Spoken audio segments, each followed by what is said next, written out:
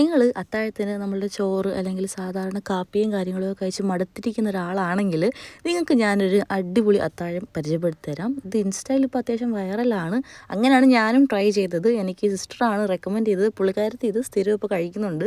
So അങ്ങനെയാണ് ഞാനും try ചെയ്യുന്നത്. ഇത് മെയിൻ ഐറ്റം എന്ന് വെച്ചാൽ നമ്മളുടെ ബാർലി ഉണ്ടല്ലോ, ബാർലി മേടിച്ചിട്ട് അതിൻ്റെ പൗഡർ ഫോമും കിട്ടും, അല്ലെങ്കിൽ നമുക്ക് ബാർലി മേടിക്കാം. ബാർലി മേടിച്ചിട്ട് ഉണക്കി പൊടിച്ച് വറുത്ത് ഇങ്ങനെ എടുത്തിട്ട് ഇത് നമ്മൾ കുറച്ച് കുഞ്ഞുങ്ങളെ കുറുക്ക് എങ്ങനെയാണോ മിക്സ് ചെയ്യുന്നത് അതുപോലെ പാലിൽ കുറച്ച് ക്വാണ്ടിറ്റി ആയിട്ട് ഇങ്ങനെ മിക്സ് ചെയ്തെടുക്കണം.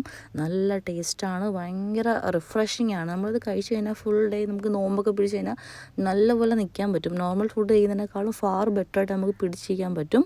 ഒരുപാട് ഗുണങ്ങളടങ്ങിയ ഒരു ഐറ്റം കൂടാണ് ഈ ബാർലി. ഇതിനെപ്പറ്റി ഒന്ന് ഗൂഗിൾ ചെയ്താൽ നിങ്ങൾക്ക് കൃത്യമായ വിവരങ്ങൾ കിട്ടും. ഞാൻ പറയുന്നതിലും ഫാർ ബെറ്ററായിട്ട് നിങ്ങൾക്ക് ഇതിനെപ്പറ്റി അറിയാനും പറ്റും. ഞാൻ ഇതിൻ്റെ കൂടെ പ്രോട്ടീനായിട്ട് 2 മുട്ടയും കൂടെ ആഡ് ഓൺ ചെയ്തിട്ടുണ്ട്. നിങ്ങൾക്ക് അതുപോലെ എനിക്ക് ഇഷ്ടമുള്ള എന്തെങ്കിലും ഐറ്റം കൂടെ ആഡ് ഓൺ ചെയ്ത് കഴിഞ്ഞാൽ അടിപൊളിയായിരിക്കും. പിന്നെ ഇതിൽ മധുരമൊന്നും ഒരു സാധനം വേണ്ട. നിങ്ങൾക്ക് വേണമെങ്കിൽ കുറച്ച് ഡേറ്റ്സും അല്ലെങ്കിൽ എന്തെങ്കിലും കട്ട് ഫ്രൂട്ട്സോ അല്ലെങ്കിൽ കുറച്ച് തേനോ ഒക്കെ ആഡ് ഓൺ ചെയ്ത് കഴിക്കാം. ഞാനിതൊന്നും ചേർക്കുന്നില്ല. എനിക്കിതിൻ്റെ ഇങ്ങനെ റോ ആയിട്ടുള്ള ഒരു ടേസ്റ്റാണ് എനിക്ക് ഏറ്റവും ഇഷ്ടപ്പെട്ടിട്ടുള്ളത്.